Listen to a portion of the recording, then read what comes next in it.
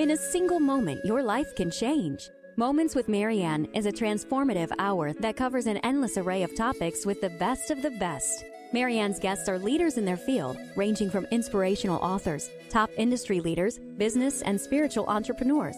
Each guest is gifted and a true visionary, a recognized leader in their own work. They teach others to develop, refocus, and grow. Marianne will bring the best guest and sometimes a special surprise. Don't miss this. And remember, make every moment count. Welcome to Moments with Marianne. I'm so excited to be spending this time here with you today. We've got just an amazing show lined up. Our first guest, Paul Colaianni, is here today to talk to us about his new book, The Overwhelmed Brain. Now, Paul is a best-selling author and personal empowerment coach and host of the top-rated personal growth and development podcast called, of course, The Overwhelmed Brain. So let's welcome to the show, Paul. I'm excited to be here. Thank you, Marianne. I really appreciate this opportunity. Oh, thank you. So, I mean, your book is really, it's pretty intense and it hits a lot of a lot of key points. And so, I mean, I think we're just going to, kind of get started with, I've got all these questions for you. So we'll see how much we can get through during our time together here. But, Great. For our listeners, can you explain what's the difference between your philosophy and that of other personal development coaches and authors? Because I could tell that there was a huge difference. Contrast, yes. It's funny, when I first started my show, The Overwhelmed Brain, or the blog actually started before the show, but I thought, I'm sick of all this prepackaged personal growth that's being thrown around. And, you go online, you're like, how do I cure my anxiety? And the very first thing that a lot of them say is, okay, count 10 seconds and breathe. And I'm like, I hate this it's good advice. Don't get me wrong. Yeah. But I just read it over and over and over again. And I think I was just jaded by it. I was like, what would happen? And this is where my philosophy started. What would happen if I just tried the opposite of what these guys talked about? And I found that a lot of, this is how a lot of my techniques were born, is I just tried the opposite of things. Like, instead of breathing, what if I just intensified the anxiety? What would happen then? And suddenly things started changing for me. So that's how I'm different, is that I use unorthodox techniques that I practiced, that I have tried for real, just to see what would happen. And it turns out a lot of it's very useful. Well, obviously you didn't have a heart attack from, overdoing the anxiety. Felt like it. So, and in doing that, what did you find to be the most beneficial? Was it overcoming the anxiety? Was it, dealing with any fears that showed up? What was it that kind of was that aha moment for you? Well, talking about anxiety, there's a lot that I talk about, but specifically anxiety, there was one time that I've told this story before on my show, but it's a really good story because how you're sitting with a bunch of people and each one is introducing themselves. And then you can see it getting closer to you and closer to you. Well, for me, it was a huge anxiety moment. Every time I've done it. And so I was in this group when I was doing hypnosis and such, and I was learning about hypnosis. I was in this group of hypnotists, and they were going around the circle introducing themselves. And it finally came to me, and I just felt all this. I don't know why. It felt like unjustified anxiety. And typically I would just swallow through it and go, my name's Paul, and I would try to say something smart or clever or something. Instead of doing that, I just decided to go, you know what? I'm going to talk about my anxiety in my introduction. And what I did was said, and that's the opposite of what you normally do. It's like, so I decided to just go, you know what? I saw you introduce yourself, and then you, and this is exactly what I was saying. As it was getting closer and closer to me, I was getting more anxious, and I don't know why. And I said, and everyone started laughing, and then they all said, well, we are a bunch of hypnotists. We could probably help you out with that. And then the whole room burst into laughter. And but it completely washed away the anxiety. And I was like, whoa. So if I address it when it happens, it goes away. It's like now when I go into a room or when I'm with people, if any anxious feelings come up, I just say, I'll just talk about it. I'll say, you know what? I'm feeling anxious. And then they might go, oh, you're anxious? Why? What's going on with you? And I go, I don't know why, but I just feel anxious. And then we'll have a little conversation, like maybe when I'm in a room of people. So I call that addressing it in the moment. Just addressing, since we're talking about anxiety, addressing anxiety in the moment. It squashes the energy that powers it, that encourages it to exist. And once it's addressed, it dissipates. I'm not saying it goes away every time, but just talking about it takes away that giant point of energy that you're holding on to. Well, and I think a lot of people can relate to that if they've had to get up and speak in front of a small crowd or a large crowd, for the first time. Most people are breathing in a paper bag, There's very few people that were like born to go and do that, True. True. So when those techniques really help people to, address it, and then the crowd's like, oh, I could relate to that. I'd probably be anxious. It's funny, if you don't mind real quick, No. I was in a training seminar once, and it was unrelated to personal growth. It was technology and stuff.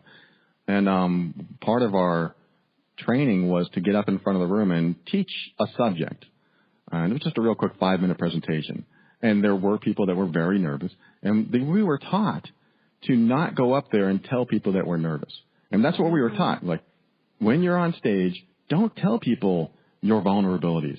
Don't tell them your insecurities. Don't tell them that you're nervous. And I'm like, okay. So now here I am repressing that nervous energy, not allowed to talk about it, going on stage. And I was okay with it. When I got on stage, I was just like, okay, I'll just turn on my subconscious mind. It'll do all the work. And that's typically what happens is if we can trust that internal process that goes on inside of us. Just like me getting on a microphone. I have to kind of trust that I know what I know, and then that's what I'm going to talk about. But I kind of disagree with that advice, like going on stage and just swallowing your pride or swallowing that energy and maybe just go up there. Wow, I don't know why I'm nervous. And then everyone would laugh. I don't know why I'm so nervous talking to you guys. And it just breaks the ice being on stage, or that's a great example, being on stage, public speaking. That is a great example, and I'm glad that you shared that with us because, I can relate to it. The first time I had to speak in front of a group of people, and this was many moons ago when I was in insurance, you'd have to get up and talk to people, and it was nerve-wracking. And then after a while, it was like no big deal. The crowds got bigger, and it's like, whatever, But, I think practice does help a lot. You just keep doing it. And then for me, I would just keep addressing it. And pretty soon, you don't even think about it. You just do it and you're fine. Well, and so this is kind of cool because it leads to the next question I have for you. And it really, it talks about a lot of self-sabotaging issues. I know you talk about it in your book. And I wanted to see with the people that reach out to you through either the show or maybe your personal personal empowerment coaching clients. What is some of the number one self-sabotaging issues that you see, and what do you recommend to stop those? Yeah, that's a great question because I think self-sabotage is mostly unconscious. We don't know we're doing it. And I've heard from many clients, many listeners, like you said, where they'll write in or they'll talk to me and they'll say, I don't know why my life keeps turning out this way. I don't know why when I make a decision to do this, that it fails in some way. And I've really linked that to what you value most and what you're doing to stay in alignment with what you value most. And I talk about values, I think in chapter 2 of the book, where I ask you to write down what's most important to you about certain areas of your life. Like what's most important to you about a relationship. And somebody might write down, well, the person must be good looking. My partner must be honest. My partner must be in integrity. They must respect me. And they have all these values in a relationship. But something will happen that goes against one of their values. And instead of honoring themselves and saying, whoa, this is not in alignment with my values, let's either talk about this, let's get counseling, or maybe I need to get out of this relationship. Instead of doing that and being in integrity with your own values, they instead, like, again, repress that negative energy and just live with it and hope that it doesn't happen again, or hope that it goes away. And so and what happens is you start, someone in that position will start creating higher levels of toleration for abuse, sort of. I mean, you can almost look at it that way. Like they're almost abusing themselves, staying in a situation that keeps being out of alignment with their values. And boy, eventually, years later, they're in this miserable relationship and they don't know why. Why do my relationships keep failing? I bet you there's the first thing that happened that you can point to and go, when he came home and lied that day, I let it go. Yeah. And then he lied again, and I had a higher toleration point for lying at that point, and I let it go again because, whatever the reason. I love him, and we have kids, or I'm committed to this marriage no matter what. There's always something, but I look at it this way. If you come out of or get out of alignment with your values, that's when sabotage starts to take over, and you can't even connect the dots going, well, when I did this, it led to this. It's hard to do that the longer you go through it. Well, and I think that's so true. A lot of times people get into relationships without even, trying to determine whether or not goals and values are the same, and then they try to either change the other person or change themselves. And either way, it's not going to be a happy ending, Yeah. And, with work, I did my values for work, and I think one of them was like, I must be respected by my boss. Something simpler like I want weekends off or I want free time. And what happens is you start to evaluate the things that are going on in your life with your values. I mean, you don't do it consciously every day unless you don't know them and you're trying to get this to work for you. But eventually you know them unconsciously. Like, hey, my boss came out of his office and started yelling at me. That's against my values. I must be respected at work. So if I'm going to stay in alignment and be in integrity with myself, I'm going to speak to my boss and say, hey, look, I deserve respect. I may not say these words, but in my mind, I'm like, hey, I deserve respect. So I'm going to talk to my boss and ask him or her to not come out and disrespect me in public. We can go in his office and he can yell at me all he wants. But if you're going to come out here and do it, that is not acceptable to me. And that also means being okay with the consequences of honoring your values. Because what if you say that and he fires you? And that's an important thing. Can you be okay with the consequences of honoring your values, which is why a lot of people don't do it. So there's that level to it as well. Well, and this is perfect because it brings us to my next question, which is about being true to yourself. You talk about that quite a bit in your book, and a lot of people throw around terms about being authentic, and I don't think either of them are really realizing what that means. But is being true to yourself and being authentic the same thing for you? Yes, I would say that it is. I look at authenticity as showing up in the world as who you are instead of who you want others to see you as. I mean, I spent a lot of my life showing up as the person that I believed others wanted to see. I mean, part of it was people-pleasing, or probably most of it was people-pleasing.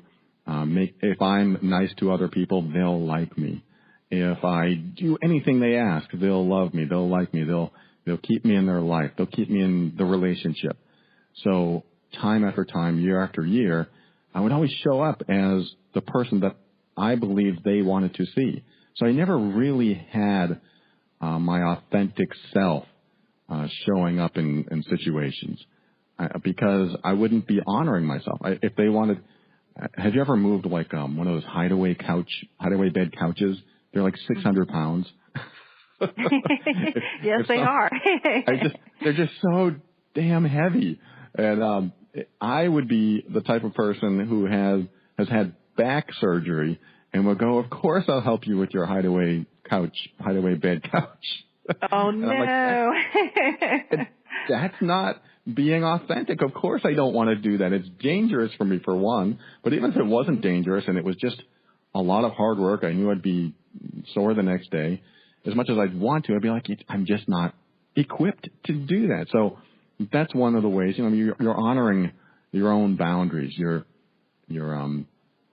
checking in with yourself, and you're going, this is one of the questions I like to ask myself. Is this right for me?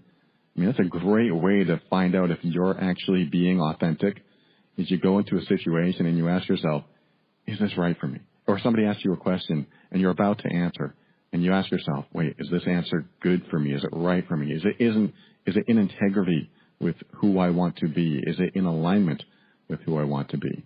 So I think showing up as authentic is really about honoring yourself. When you want to say no, you say no. And that's one of those simple pieces of practical advice you'll read online.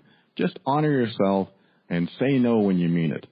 What you typically don't get into, though, online or in other places like videos and books is, but what about the fear that comes up of saying no and the consequences that arise because you said no?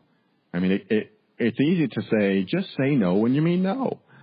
But to actually follow through with that because the fear of what might happen is what's compelling you to say yes instead of no. The fear of what might happen. So I tell people, don't jump past the consequences. Just honor yourself in the moment. Don't think ahead.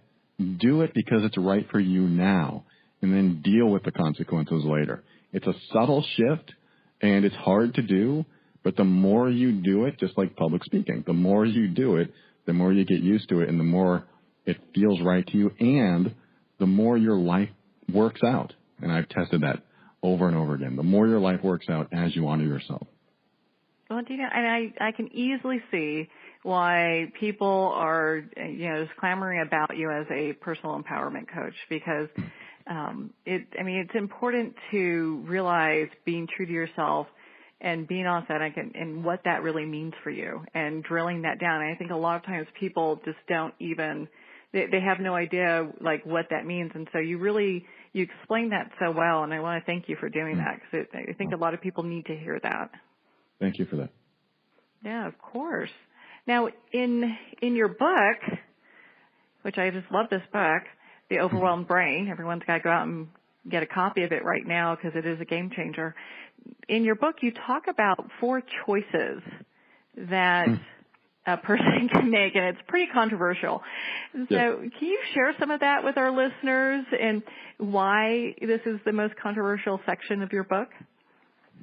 It is. Yeah, it is a controversial section of my book. I think I even wrote that. I was like, this is the most controversial advice, suggestion I'm going to give you. And let's see if I can remember the 4 choices. It's accept and stay, accept and leave, reject and stay, and reject and leave, right? Is that right? I think so. Yep. I forgot how I wrote it, but I think that's it. And what it means is that we spend a lot of suffering that goes on in our life is because we don't come to a conclusion. Like there's some, what I call open loop. You know how you reach the end of a movie? Like, I don't know if you ever saw Inception. At the end of Inception, I won't tell the end if nobody's seen it, but there's an open loop. There's a cliffhanger, and you're not sure exactly what's going to happen next. And it's that feeling of, I just want to know what happens next. I want to see the sequel. Or your favorite TV show, there's a cliffhanger and they force you to wait until next week. It's like, what's going to happen? So you think about it all week. I call those open loops. And we have these open loops that we carry around. Like, I'm really mad at this guy at work, and I haven't talked to him about it. I haven't talked to my boss about it. So you've got this cliffhanger in your mind. And I believe that's one of the major causes of suffering is that we don't close these loops. And for example, like, well, if I talk to the guy at work, maybe that would close the loop. Maybe if I just said, you know what, I'm really angry that you took my stapler or whatever it is. I'm really angry that you took my lunch out of the fridge. And that could create a bigger open loop. I don't know, but the idea is that we fester. I mean, these things fester inside of us, and we just can't get them out of our mind. Like a good example is I hadn't talked to my dad, my biological father, in 10 years. I kind of cut him out of my life for a certain period of time, but I had this thing in my mind, this open loop that, you know, I should really call my dad. I should do this. I should really do it. And it bugged me that it was in there. It wasn't like a huge pain or negative energy source inside of me, but it just bugged me that it was there. And I let it bug me for 10 years. And that just, to me, is ridiculous. To let something bug you without addressing it, it causes suffering. And you sit there suffering day after day or whenever you think about it. So I'm a full proponent of looking at the open loops in your life, those cliffhangers, the things that you need closure for, and going, what can I do to reach closure here? Because you may not have things. I mean, somebody might have died. Like, I should have called that person. And maybe you feel like you'll never get closure. And there's things that we could talk about when it comes to death and grieving and things like that. But the idea is to take these open loops and do something with them. And with my father, you know, my brother called me out of the blue and said, you know, Dad's in the hospital. And finally, this light bulb or whatever went off in my head. And I was like, this is the time to close the loop. I should have done it earlier, but if I don't do it now, I may never get a chance. And so that's just one example. I went and visited him just a few days before his death. And I was so grateful to be able to have that time with my father and just heal any old emotional wounds that I had because of our relationship previously and finally close the loop. So where am I going with this? The 4 questions that come up that, what did I call them, the 4 questions? Well, you know, you're going exactly, I mean, you're answering like my next question, which was about toxic people. So this is perfect, you know? Oh, great. Well, the 4 things I just talked about is asking yourself, can I, and this is when you're in a situation or you have a decision to make. So let's just say that you want to close a loop in your life. Mm-hmm. And I think a good example would be if you're in a relationship and someone's bugging the crap out of you. And maybe you're annoyed by their behavior or you're falling out of love, but you need to make a decision, but you're not going in that direction. You're not sure which direction to go. You just ask yourself, can I accept this behavior? And if I accept it, will I stay? Or should I reject this behavior and stay? Or can I accept this behavior and leave? Or should I reject this behavior and leave? Those are the 4 questions that you ask yourself. And the reason it's controversial is because there's nothing else. I'm actually forcing you to make a decision there. Accept and stay, or accept or reject and stay, accept and leave, or reject and leave. So what you're doing is like, am I going to accept this person's behavior, or am I going to reject it? And if I accept it, am I going to stay or leave? Because you don't have to stay if you don't accept it. But I won't put you on the spot unless you want to be on the spot of which one is most empowering. Do you know what? I think it's the one that really allows you to have peace of mind. You know, whatever that decision is, when you make it, you have peace of mind and no regrets afterwards. You know, with having that, and it's not like you can't pivot later on saying, well, you know, like how you did, and it's like, okay, I'm going to look at this and reassess and reevaluate. You know. Yeah, great answer, because that's really what it comes down to is what gives me the most peace of mind. Because if I can reach that peace of mind, that's closure. Otherwise, I'm in an unpeaceful mind. So the idea is, okay, can I accept this person's behavior? If the answer is no, then if I stay, I have really no right to complain about it because I refuse to accept it. They won't change. You can't expect someone to change. Hopefully they will, but they probably won't. But it goes a little deeper than this, but it comes down to 4 things. I can either accept the behavior and not complain about it anymore. I think that's what I meant. I think I messed up just now. But you accept the behavior and not complain about it anymore. Because if you stay, that means I'm just going to have to accept them as who they are and their behavior. Or I can accept their behavior and leave. Okay, you're not going to change. I'm going to leave. And then you have, or I can reject their behavior, which causes strife and suffering in me if I stay. Or I can reject their behavior and leave, which takes me out of the situation and out of that toxic relationship. So get into the toxic relationship question. You got it. You covered all bases there. Oh, I did. Okay.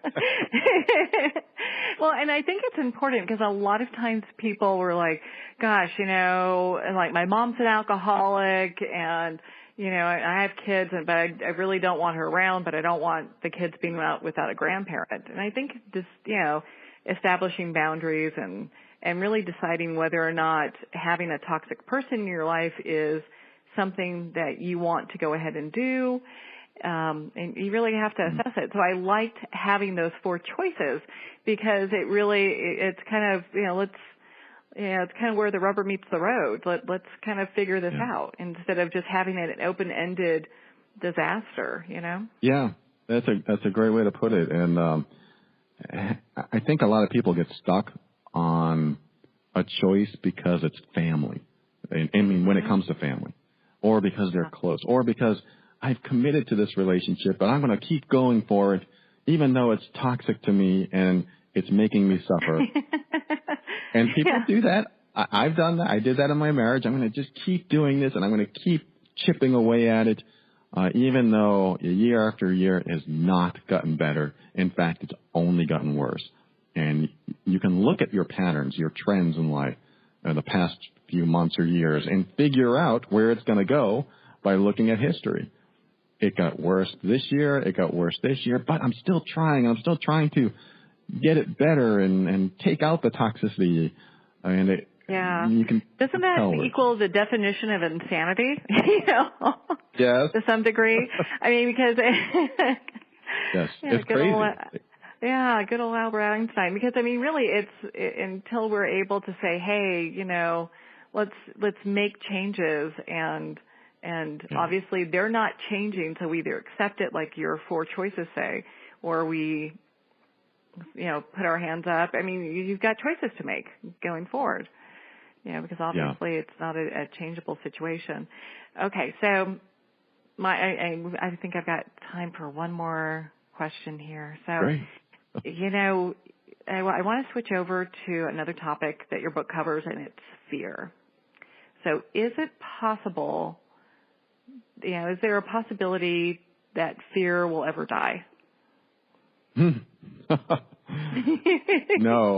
That was a surprise left field question. Okay, so. Yes, I know. You're the guy for that, I love being put on the spot. This is perfect. In a good way, because I love having my knowledge tested like this.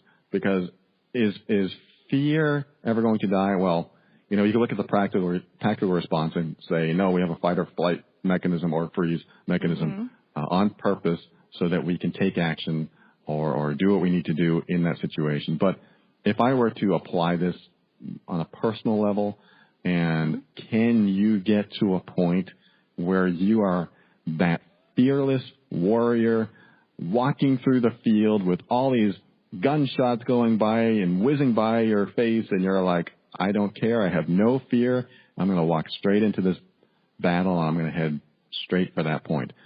Can you get to that point?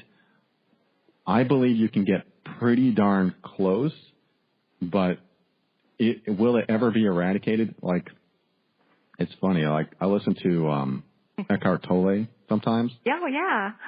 Yeah, great. I love his stuff, and it always relaxes me.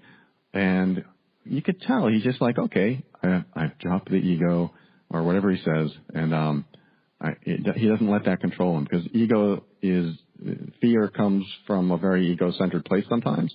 Mm-hmm. And sometimes it's very hardwired too. Like I'm falling off a cliff. This is not ego. This is fear of death, and that's fear of not existing anymore. But I even heard him say, I would think, wow, this guy seems very fearless. He just says what's on his mind. Man, nothing seems to bother him. But I heard him say once, I don't like when people touch me. And I was like, that sounds like a fear-based response. That sure does. Yeah, and I was like, oh, so if Eckhart Tolle still has some fears, what about the rest of us? And so what I do, and this kind of comes back to full circle where we were talking about anxiety at first, is I look at this fear and I go, okay, what am I afraid of? And then I'll even say, I'll use the phrase, bring it on. Mm-hmm. I love the phrase, bring it on, when you're in fear, because you're just telling the universe, you know what, bring more of this. And you're like, and that's another opposite suggestion. Like, bring more of this. Bring more. Come on, because you get to a point where you're just so damn sick of it. You're sick of, I don't know, somebody like a bully on the playground beats you up every day. And you're like, I don't care. Bring it on. I don't care if and not everyone comes to this point, but some people, they get sick of getting beat up every day, even if it's metaphorically in their relationship. I'm sick of getting beat up. You get to that sick point, and you finally have this breakdown, and you don't care anymore. And at that point, when you have this breakdown, you become fearless. And I call it sort of like you reach a pinnacle of pain. Like it's worse every day, and it's worse, and it's worse, and it's worse. And you finally go, F it, I don't care anymore. And then you fall off the peak, and you just don't care. And then suddenly your life goes better because you're not motivated by fear anymore. And it's a weird thing that happens. It's exactly what happened when I broke down in the desert 1,000 miles from home, and I was at the height of my panic and anxiety. And I got to the point where I didn't know what to do. I didn't have any money to get home. It was a whole story behind it, but panic. It kept rising and rising and rising until it just blew up, and I had a breakdown. And suddenly, what I feared happening was actually happening, and that meant I had nothing more to fear. And that was a turning point for me. Once I reached that, I realized, oh, so when what you fear actually happens, you have nothing more to fear because you're in it. There's nothing to look. There's nothing to worry about anymore because it's happening. Oh, well, now I got to deal with it. I get that. So that's what I think about that. No, hey, and I didn't mean to put you on the spot. I'm sorry. I mean, because you're just, I loved it. You're so tuned into all this. I mean, I can ask questions that, sometimes I'm not really able to kind of dig a little deeper into. But I totally get it because, I was afraid of heights until I rock climbed. And the first time you rappel down a 120-foot cliff, you get over it real quick. Love that. That's an excellent story. Perfect. Yeah. So, yeah. And then after that, they couldn't keep me off the rock, That's how it goes. Good. Isn't it really? So, well, do you know what, Paul? I really appreciate you taking the time out of your very busy schedule to be with us here today. It's such a joy to be able to spend this time with you and to talk.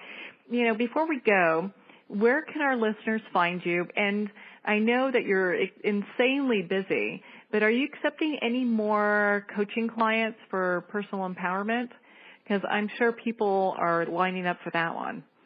No, thank you for asking. Yes, I do have a coaching page. If you go to theoverwhelmedbrain.com, you can see Coach with Paul button right down there. And certainly you can check out what I offer. And I offer a free 15-minute consultation if you just want to get to know me a little bit. Or, of course, listen to my show. For 3 years, I've been doing the Overwhelmed Brain podcast. So if you have any question about my style, my personality, I put it all on the air. I'm very vulnerable. I tell stories. I remember telling a story about going through my divorce and as it was happening. So I was like, I'm just put myself out there. Yeah, and I just put it all out there. And if you like me and you want to reach out to me and you think I can help, I would love to connect with you. So thank you for that, and thank you for your time today too. It's an honor being here. I love your show and definitely love your book. Everyone needs to go out and pick up The Overwhelmed Brain, Personal Growth for Critical Thinkers. And that's so important because, people who are scientists and really, deep thinkers, kind of look at things a little bit differently, where some of the self-help or personal development that gets into more of a kind of a woo-woo state, they're not, it just doesn't relate. So I think your book is very well written, and I'm so excited to have a copy of it in my hot little hands here. Thank you so much. I appreciate that. I am, again, honored. Thank you. Oh, thank you, Paul. And we're going to pause here for a quick break, and we will be right back after these messages.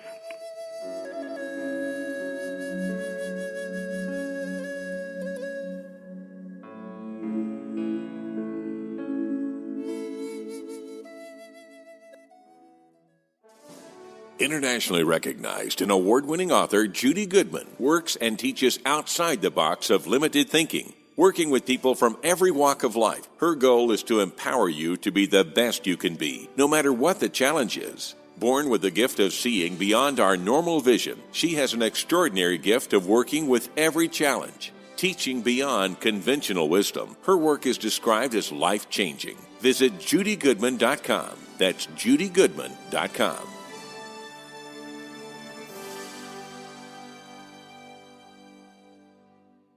I know we are unlimited, not only because I healed myself of chronic disease in only 3 weeks, but because I know what has helped thousands of my clients transform their own lives. My book, A Short Path to Change, 30 Ways to Transform Your Life, offers 30 easy and quick tools you can use to help transform any aspect of your life.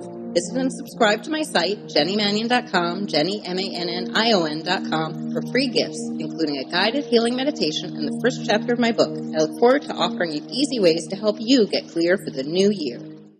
There comes a moment when you realize you're somewhere special, when you discover that each beautiful creature that you see has been rescued from a life of absolute horror and brought to this incredibly free place. Here's where their lives were forever changed, and where yours will as well. Discover over 500 tigers, bears, and lions at the brand new visitor center at the Wild Animal Sanctuary just outside Denver. For more information, visit wildanimalsanctuary.org. Discover true freedom at the Wild Animal Sanctuary.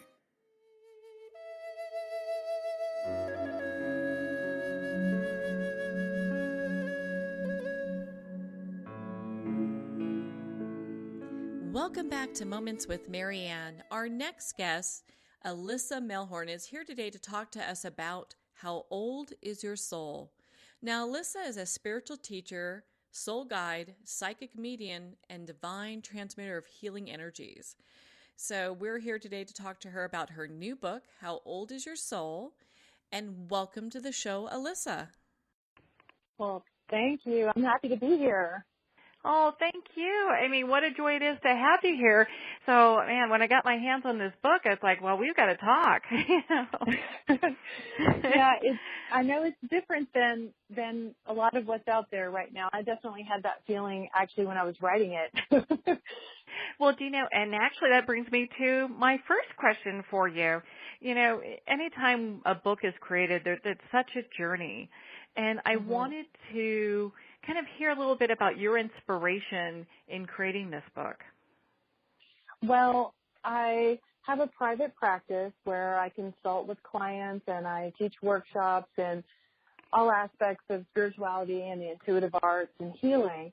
And I heard so often from clients over the years they were having anxiety or challenges in their lives that the answer seemed to lie in a greater or a deeper understanding of soul development and what that meant, and, how souls who have more experience, who have experienced more lifetimes, or who have gained more wisdom, view life from a different lens or through a different lens than souls who may be not as far along on their developmental journey. And, of course, that's not to say that younger souls or older souls are either better or worse at all. It's actually quite the opposite.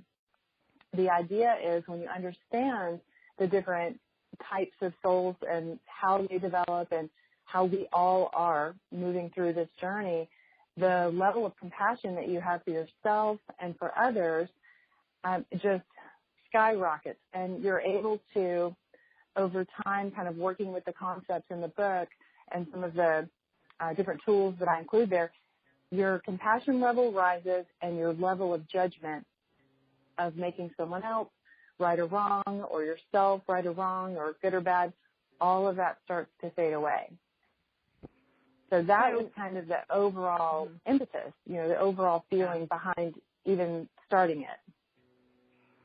Well, and I could imagine that with having so many people that you see, because, I mean, I know you're a really gifted spiritual teacher and soul guide and psychic medium and a bunch of other hats that you wear as well. So when you're getting all these people that are coming to you with the same thing, it's like, gosh, I need to get this book together so that there's a basic understanding of what it is that I'm seeing. Right. Yeah, it's been very helpful. And, I'll tell you, through the process of writing the book, just like with anything, those of us who are teachers are perpetual students. Yeah, oh, yeah. It kind of falls under that umbrella of the more you know, the more questions you have.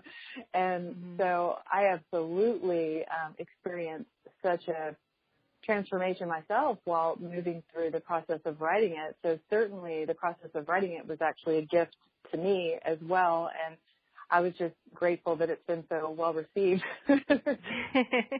Well, when you were writing the book, were you getting a lot of spiritual downloads in regards to it? Because I know that you can see a lot of stuff. So, was that something that you kept? They like your guides or higher self or people, you'd have different souls walk in and go, well, hey, we need to add this part too. Absolutely. Yeah, I call them divine downloads. And absolutely, I was getting information from my highest and purest guides that I work with on a regular basis, and the Council of Light that I work with, and archangels, and of course, Archangel Gabriel, who is every writer's best friend. But also, I was having this information come through from, different enlightened beings that I wasn't previously connected with, or at least I'll say I wasn't knowingly previously connected with, who brought in information that was such a surprise. There were times when I would finish my writing time that morning, because I'd get up early and write then, and then later I'd read what I had written and just say, oh my gosh, I can't believe that came through me. Like I was reading it for the first time, just like I was just witnessing it. For sure I had that experience. Absolutely. Well, and so in your book, How Old Is Your Soul? I know it goes through a lot of great information. And so I want to ask you, is it possible to really determine how old our soul is? Is that even useful information?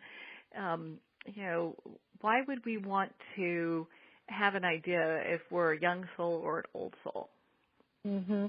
So it is possible to determine that. I don't go into details of your soul is this many years old or eons old or anything like that. I don't go into those types of specifics because I feel like that's not really accurate, and sometimes that can be used to create some sort of sense of superiority or inferiority, because we are all still operating in a three-dimensional world as well as some higher dimensions. And so there can be a temptation to fall into kind of an egoic trap there. And so the way I present it and the way I look at it is we have younger souls that, the newly created souls who would be the infant souls, and then we have child, adolescent, mature, and old. And I do feel like that it's helpful to know kind of where you are in that process. And it can be very helpful to know where other people are that you're dealing with on a regular basis, like people you live with or work with or your family of origin. It can be very helpful to understand where someone's coming from. An example would be if there's someone who consistently, let's just say, believes politically, differently than you do. Some of that can be connected with soul age, absolutely. And so you can recognize, okay, this person isn't wrong because they believe differently than I do. They have to look at life that way because of where they are developmentally, soul-wise, it's important for them to see life through that lens. And eventually that will shift. You know, just like the things that we feel like we believe that, you know, I have always believed this, or, you know I always will believe it, unless it's unconditional love in an enlightened or ascended state, you're going to change how you feel. You know? Yeah. So I believe that it is very helpful. You know, again, remembering why you want to know, you know, that you do want to know so you can upgrade that compassion and understanding, and perhaps further your own development, so you can leave things like anxiety and depression behind it, you know, so you can kind of leave maybe old patterns or anything that's no longer serving you. It's very helpful to kind of know where you're going and know where you've come from, to kind of get a more accurate kind of landscape of the soul developmental part, not just the personality or emotional or psychological part. Yeah, I would agree with you on that. I think it was so well put in your book, because a lot of times I think people do get in, if they know, hey, like I'm an old soul, they can get into that spiritual arrogance, and I'm so glad that you addressed that, you know, because we're all equal, we're all on the same journey, regardless what's going on, you know. So there might be teachers and people that we go to improve our evolution and our soul's expansion, but, you know, we're ultimately responsible for our journey, you know. Mm-hmm. Yes, it's true. And, you know, it's funny too, because as you move forward, you know, on any sort of awakening type path, you know, any sort of desire to be more positive and feel more like whatever that true authentic nature is, you really do notice, you know, like I mentioned before, you notice how much there is still to learn. And it can be, you know, very humbling. And instead of feeling inferior or superior, there's a way of sensing that equality among all living things while still assessing whether or not your contribution is in alignment with who you are. So in other words, we can contribute in different ways. So every soul being equal, some may contribute more contrasting energy. Some may contribute more anger energy or power struggle or whatever it is. And some people may contribute more loving energy. And the contribution can vary, and it varies with us, you know, from day to day for sure.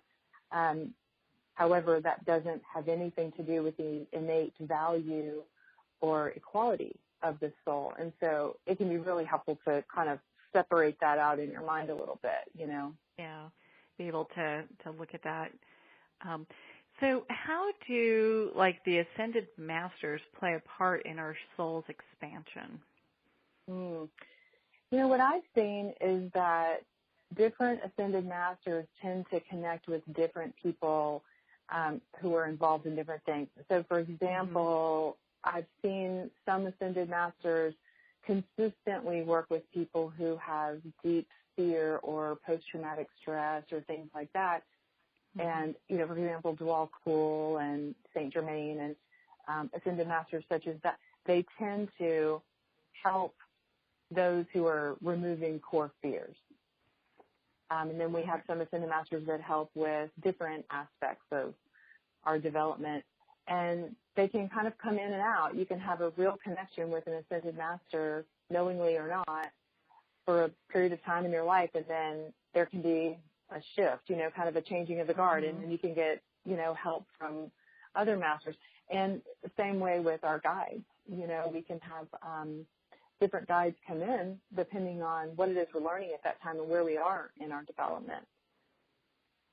Yeah, I'm so glad that you brought that up, because a lot of times people think when they get, at least the people I've been in contact with, if they, you know, get like a certain guide team or some masters that are working with them, that's like the end game. Like those guys are with me forever. And it was interesting because I've had like my team change, and it went from a very talkative team to a more reserved team. And so it was really interesting because, you know, I guess as we grow and evolve, you know, we're making a lot of our own choices and decisions, and really don't need that that type of guidance. It's really more for us to get it before. I know everyone's different. I mean, that's just in my case. So, but it's really cool to hear that happen. When you work with people, do you usually check in with them and see where their team and what ascended masters they're working with? Is that useful information? Well, typically what happens when someone either comes into my office or we do phone or Skype or FaceTime or whatever, typically what happens is their highest level guides, so whatever the highest and purest guides are that they have access to at the time, and whatever ascended masters or angels are working with them, connect in with my team. And so that's where I'm getting that information. Instead of reading a person and their energy, I'm getting information from their team. And sometimes the team presents themselves and it's kind of like a little, introduction type thing. Most of the time, it's just information starts coming through, and my guides and my counsel, they will put it into words and use kind of my database. So they're kind of acting like a translator, I guess, in a way. And but usually I won't have a specific unless the person who I'm working with would really benefit from knowing that or hearing that. Okay. If it's just going to be almost like entertainment value information, then it won't really come through for me. And the same thing with things like past lives and things like that. I don't see previous, and I say previous with a grain of salt, knowing that everything is happening now, but that's challenging for us to wrap our brains around. But with other lifetimes or other experiences in different incarnations, I'll only see the experiences that are unresolved or are in some way playing out in the current lifetime. I won't see, lifetimes just kind of for interest. It's really if something is being worked with. If you're working with some of that energy, it'll come up loud and clear. And then you can address the important matters, because that's really what it's all about. It's addressing what the soul's going through in this lifetime, and then being able to just to help us on our journey. And that's so impressive that you can do that. I love how your guides talk to their guides. Yeah, it's much cleaner. When I was growing up, I was getting information from all these different sources, from guides and from angels, and I was also kind of reading people's energy, and then dead people are all around, and I was, trying to make sense of everything. And I get that. Yeah, I'm sure. And so, as I was trying to make sense of it, as I get older, I realized, gosh, when I'm reading a person's energy, they're going through so much from moment to moment, and their perceptions are changing so much from moment to moment. It's not really the highest level information. It's not really resonating with where they want to go or with, what's actually happening. It's just resonating with whatever the pain is or whatever the challenge is. So I found this method, kind of working with that guidance system, to be cleaner, where we can get to the origin and then see the steps and see, where to go from here and all that, without getting all into the, I guess it can be a little like a web, it can be a little bit messy when we're just reading someone's energy, because we're all going through weird stuff all the time, and a lot of times we don't need somebody just to reiterate that we're going through weird stuff. Well, and things, like you're saying, change so much and so dramatically. Oh. It's nice to get that clear communication at a higher level so that, real transformation can take place, and, we're able to help people as much as we can. Now, I know in your book you talk about these different stages of soul development. Would you mind going through a few of those? I mean, of course, we want people to go out and pick up how old is your soul, and my gosh, it's just a fountain of information here. But maybe we can go over a few of those. Sure. Each soul stage has multiple levels, and so the idea is to just kind of know generally where you are.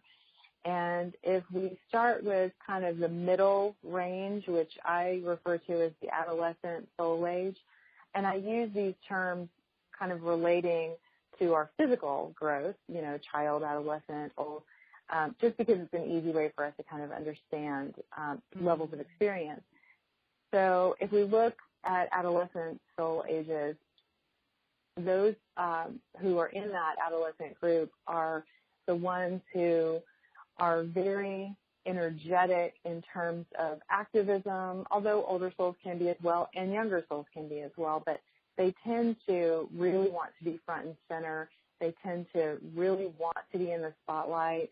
And, I joke that whoever created the selfie was an adolescent soul. And, whoever created Photoshop and reality TV were adolescent souls. And, as you can see, we really need adolescent souls on the planet because of that level of energy, and they really help older souls realize it can be safe to be in the spotlight. It can be okay to get some attention. And not just be behind the scenes doing our little work in our little offices. And so, I love adolescent souls for that reason. But they also can tend to be narcissistic, and they can tend to be manipulative as well at times. And, we have to remember that if you're an older soul and you're thinking, oh, wow, that really describes someone I know, you didn't get to be an older soul without moving through that, that whole part of life yourself. So, you had to move through it at some point. And, so then, and that also is related to the solar plexus chakra. It's related to getting things done, the will forces in the solar plexus. And so if you want to get things done, then, get an adolescent soul on it, because a lot of times they will get it done. And so they'll get it done, but then they'll make sure that they get thanked and that they get credit for it. And so, you gotta love that. And again, older souls can learn from that, because so many older souls do things behind the scenes and then are unwilling sometimes to take credit or unwilling to even learn how to receive a compliment, And so, we can all learn from each other for sure. And then as you move further along in your soul development, mature souls would be more heart chakra engaged, really learning how to be vulnerable in the heart, loving with everything that they have, and risking feeling totally devastated if it doesn't work out. And, it's just a real brave time. It's just a really open time. And a lot of people who are in that soul stage, they're either fully open-hearted or they've constricted and shut down because of a trauma or because something has happened. They've lost a loved one or had a divorce or something like that. So it can be a time of extremes. And then as we move into the old soul stage, there's so many, levels within that old soul stage, but the overall idea is that spiritual topics become more in the forefront and less of a concern with status and less of a concern with having to keep up with other people's plan or keep up with the Joneses or whatever. Well, Alyssa, thank you so much for taking the time to be with us here today. Well, you're so welcome. Thank you. It's my honor. I'd like to thank everyone for taking the time to be with us here today. You've been listening to Moments with Marianne. And remember, make every moment count. Join us next time for Moments with Marianne, when host Marianne Pestana brings another inspirational gifted leader to help us grow. Tune in every second Sunday at 8 p.m. Eastern Time for Moments with Marianne, when the Dream Vision 7 radio network is at 1510 a.m. Boston. Or catch Moments with Marianne every Thursday and Friday at 5 p.m. and 5 a.m. Eastern Time by going to dreamvision7radio.com. To learn how Marianne started her business from the ground up, visit mariannepestana.com. Don't miss this, and remember, make every moment count.